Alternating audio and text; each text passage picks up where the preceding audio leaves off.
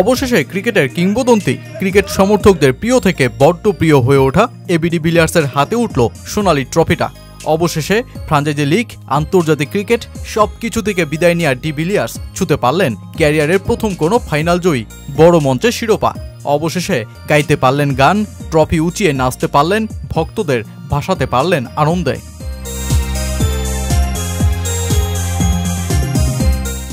নামটা যখন ডিভিলিয়ার্স, তখন তো আপনি ব্যাট হাতে এমন সব শটস দেখতেই চাইবেন। ক্রিকেটের 360 ডিগ্রি হিসেবে পরিচিতি পাওয়া ভিলিয়ার্স যে মাঠের প্রতিটি কোণাকেই বল আর ঘাসের পরম মমতায় বেঁধে রেখেই আন্তর্জাতিক ও ফ্র্যাঞ্চাইজি ক্রিকেটকে বলেছেন বিদায়। কিন্তু ব্যাট খুলে রাখলেও অস্ত্র চালানোর প্রশিক্ষণ যে আজও ভুলে যাননি প্রোটিয়াই গ্রেট। কিংবদন্তিদের বিশ্ব চ্যাম্পিয়নশিপের মঞ্চে তিনি যা করলেন, তাতে তো ডিভিলিয়ার্সের আবারও ক্রিকেটে অভিষেকের দাবিটা রাখতেই পারে সাউথ আফ্রিকান সমর্থকরা। সাউথ আফ্রিকা চ্যাম্পিয়ন্স দলের অধিনায়ক এবি ডিভিলিয়ার্স ভারতের বিপক্ষে 30 বলে 61 রানের ইনিংস খেলে দলকে জিতিয়েই তার চিরচেনা রূপের প্রকাশটা ঘটান ফের ওয়ার্ল্ড চ্যাম্পিয়ন্স অফ লেজেন্ডসের মঞ্চে। এরপর ইংল্যান্ডের বিপক্ষে মাত্র 51 বলে 116 রান করে 10 উইকেটেই দলকে জিতিয়ে দেন। মাইটি অস্ট্রেলিয়াকেও রেহাই দেননি এই ব্যাটার। ব্রেটলিদের পিটিয়ে 46 বলেই 123 রান করে চমকেই তো দেন তিনি ফের গোটা ক্রিকেট বিশ্বকে।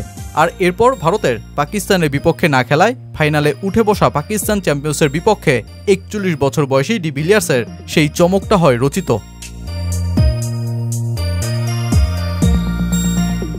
টসে জিতে শুরুতে ব্যাট করে ফাইনালের মঞ্চে লড়াকু পুঁজি করে পাকিস্তান।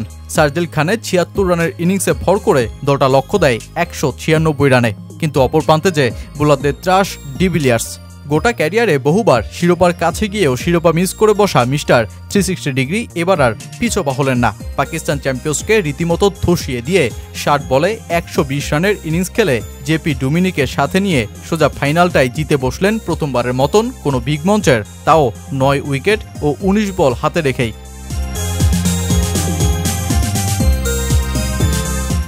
ফাইনালের ম্যাচ সেরা, এমনকি আসর সেরা ক্রিকেটার বনেই সপরিবারে শিরোপা ছুঁয়ে দেখলেন ডিভিলিয়ার্স।